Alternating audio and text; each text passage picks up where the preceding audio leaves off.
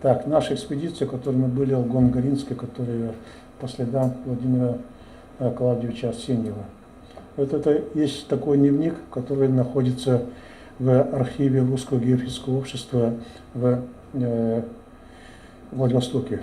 Это подлинник, он сам писал, вот это его почерком написано в 286 страницах. И вот это его описание, его почерк карандашом, очень хорошо рисовал, вот все рисунки и так далее, все это его. Вот эта карта, которую он в дневнике вел, сам рисовал, вот это. Наш этот дневник был несколько раз расшифрован, есть несколько версий журнальные, различные, но наше представительство отдельно тоже вот этот дневник расшифровал, мы провели экспедицию по новой нашей расшифровке.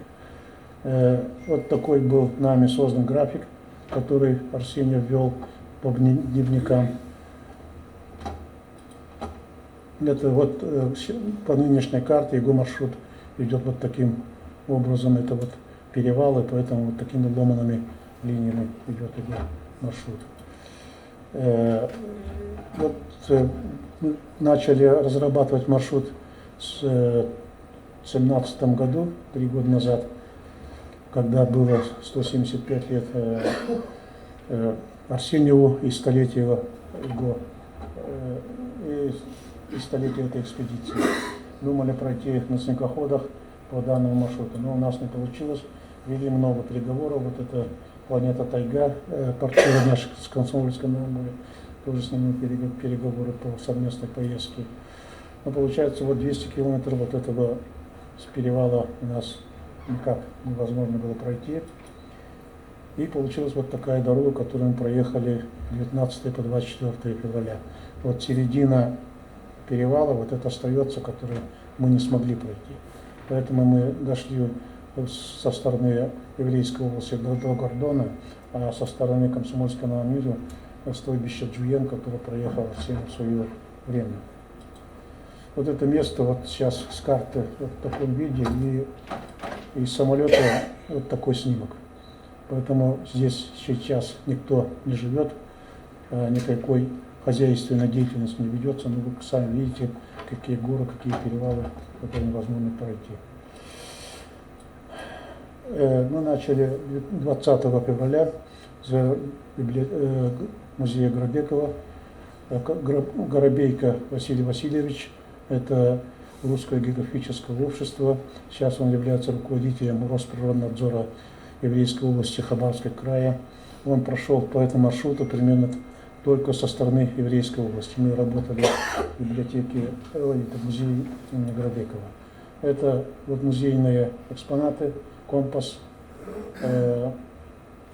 Арсеньева, подлинник, очки Арсеньева тоже подлинник. Вот это вот рисунки, карта, где он прошел, это цветными карандашами все рисуют. Это фотографии, которые снимал Арсеньев. С нами была научная сотрудница Городецкого музея Малакшанова Атурана. Вот выехали знаменитый Хабаровский мост. Первый указатель, мы выехали с Медовича. С Медовича вот стоит доска, которую установил Горобейко в 2012 году, откуда выехал первый со станции началась экспедиция Арсеньева. Мы провели митинг, поставили цветы, подарили книгу музею. И были в музейно-выставочном комплексе имени Клиполя, который находится в этом же Смедовиче. Музей очень интересный. Это пищаль, которая находится в этом музее. Я вот по роду службы бывал во всех музеях Дальнего Востока, столичных, будем говорить так. А такого экспоната, как этот пищаль, нет. Пищаль нашли в Волочаевке, в огороде, местные жители, как они говорят. Размер этого пищаля 130 сантиметров, весом где-то около 100 килограмм, дульный срез 5 сантиметров, а вот этот диаметр ствола где-то около 10 сантиметров. Ну, пищаль использовался только в 17-16 веках, и поэтому весьма возможно, что это был пищаль вот в таком виде, вот такие хомуты его держат. И вот дерево даже, которое держит это само не новодел, а то, что было. Вот клейма какое-то есть, но совершенно тут она проржавела, непонятно, как это, с чего-то, о чем идет, как говорится, хотели сказать эти древние кузнецы. Вот это был срез. И мы думаем, что последние бои в Албазине, первый русский исход начался, допустим, в 1851 году в Амуре и закончился в 1784 году.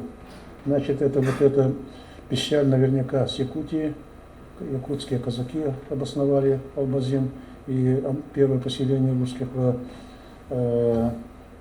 Амуре. А в XVIII веке, когда начался эпоха Муравьева и Невельского, пищали уже не использовались. Поэтому наверняка это то очень историческое оружие, которого нигде нет в наших музеях.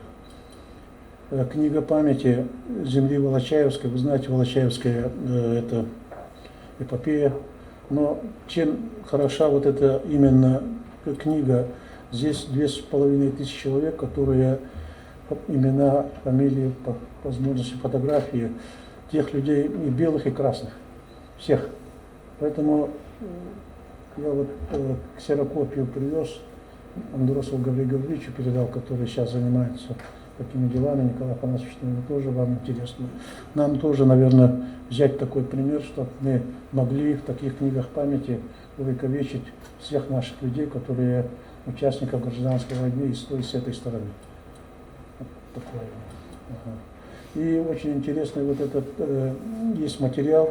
Вот эта женщина, вы помните, была песня, что мать в экране в документальном фильме видит своего сына. Оказалось, вот этот Гричин Михаил во время войны в 1944 году его снимали в этом документальном фильме. Он написал маме, что его снимали в документальном фильме, но он погиб. Но и мать вот это в 1965 году увидела своего сына. И вот посвятил, как раз вот все это было Смедовича. Ну вот это дети, которые с нами встречались. Это Биробиджан, заезд, стелла знаменитая израильская. Встреча была у нас в правительстве, Илья Семенович, который Михайлов, который заместитель председателя правительства. Это встреча. Мы были в музее еврейского Биробиджана. Это синагога Эль-Рис, раввин еврейской автономной области, рассказывает по еврейской верованию. Вечером встреча в библиотеке, дети, общественность. Наш друг и проводник Гуревич во время презентации вот этого общего фотографирования. На следующий день мы выехали в Кукан, дальше в сторону по маршруте Арсеньева. Это вот здесь написано 60 цест, но где-то 90 километров. Это середина дороги почти получается. Музей. Вот это, встретили нас в Доме культуры. Вот это уже первые разговоры. Встреча в Доме культуры. Егор Егорович показывает. И, на стене клуба сделали мемориальную доску, что здесь на память экспедиции Арсеньева от нашей экспедиции. Вот с ними общее фотографирование. Поехали дальше в село Догордон, которое находится около 30 километров от Кукана. Все говорят, что Догордон это от якутского слова «дружить». Вот клуб в Догордоне, человек где-то 100 живет там, 8 человек учатся в школе.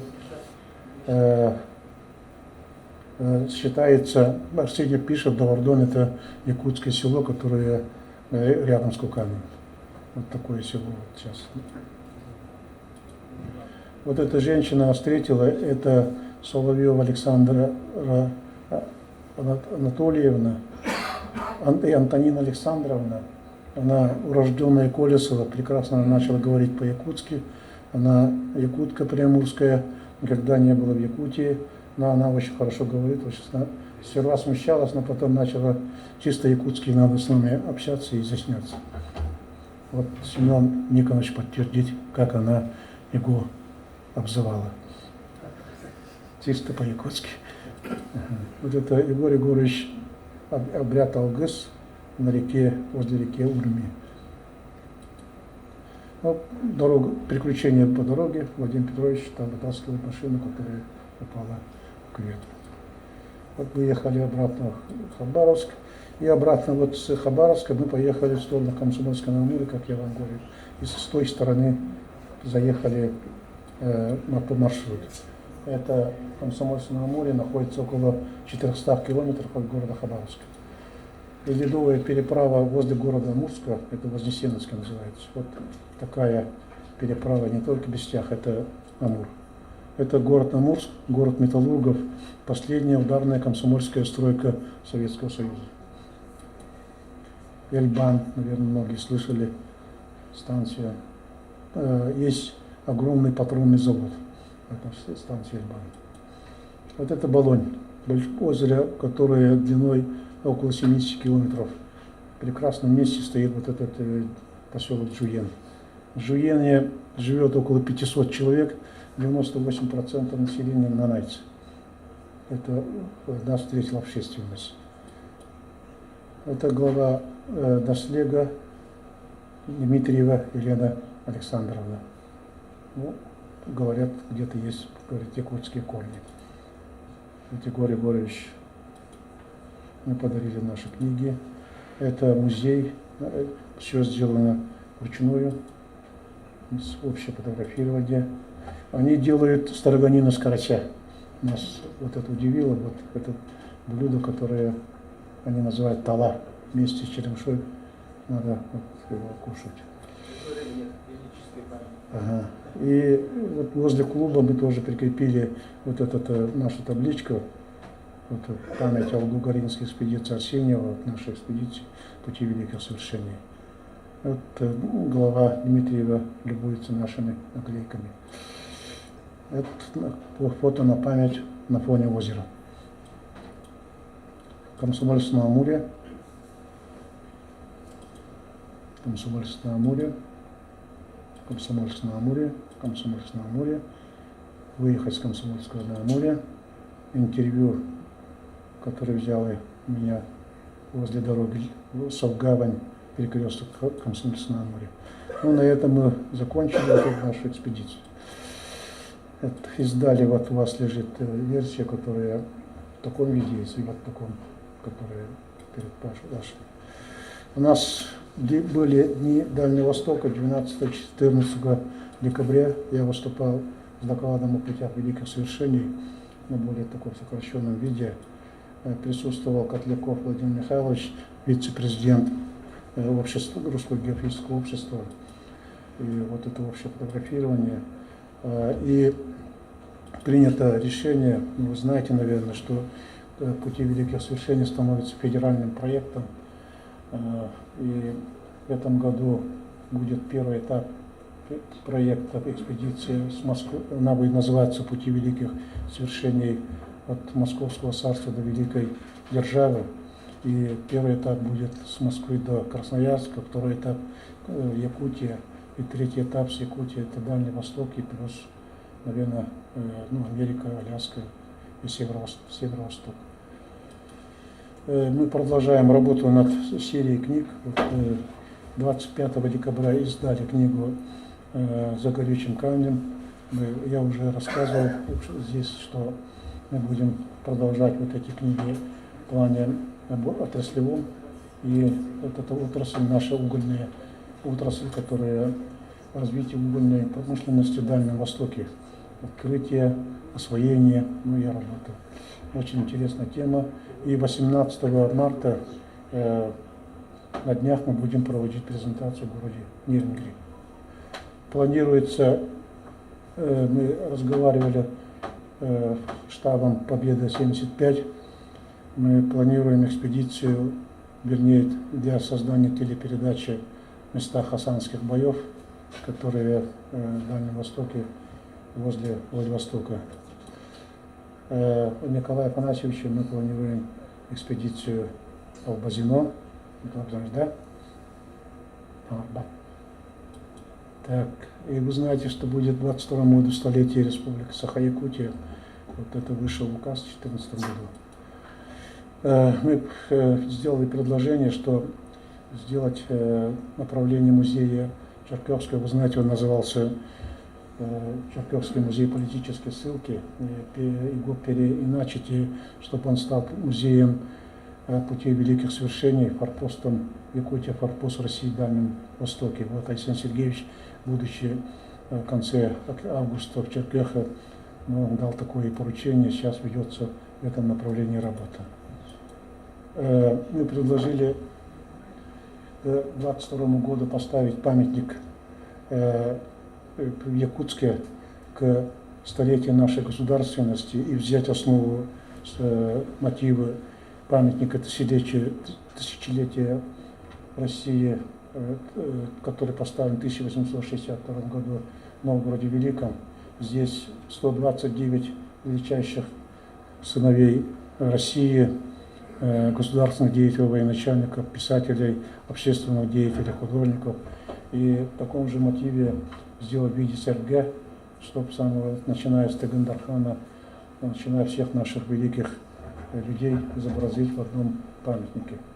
Ну, ведется работа по подготовке 22 года. Не знаю, еще будет или нет. Ну и предложили по путям великих свершений сделать многосерийный фильм. Пока тоже ведется работа в этом направлении. У нас есть сайт, который обновляется в последнее время, стал посещаться больше и больше. Ну, спасибо.